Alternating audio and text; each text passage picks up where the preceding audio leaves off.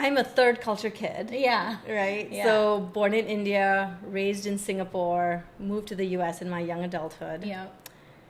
And I have never been Indian enough, Singaporean enough, American enough to fit in these boxes. Welcome to Syncreate, a show where we explore the intersections between creativity, psychology, and spirituality. My guest today is Sharanya Rao.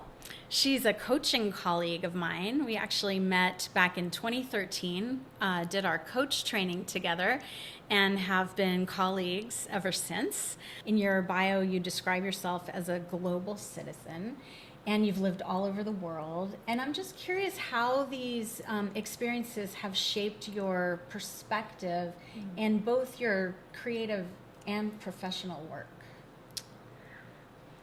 I'm a third culture kid. Yeah. Right? Yeah. So born in India, raised in Singapore, moved to the US in my young adulthood. Yeah.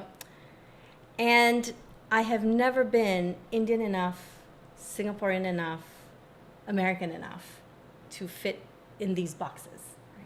And I have spent a lifetime of being an outsider. And that has always sparked in me, inspired in me curiosity on how do people connect? How do they find common ground?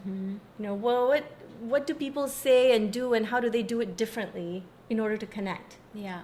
I think what struck me was learning about limiting beliefs. Yeah. Right? And how sometimes culture can inform your limiting beliefs. How non-acceptance, not belonging somewhere, that can inform your limiting beliefs.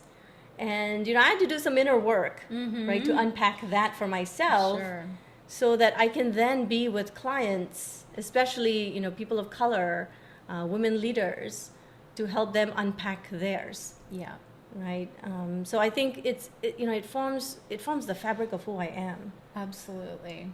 Yeah. Absolutely. And I think it's so important because, in creativity studies, for example, we know in team creativity and organizational creativity, it's so important to have a diverse array of perspective. Because if everyone's thinking the same way, then you're not necessarily going to get to innovative solutions. Absolutely. But diversity can also create conflict. Yeah.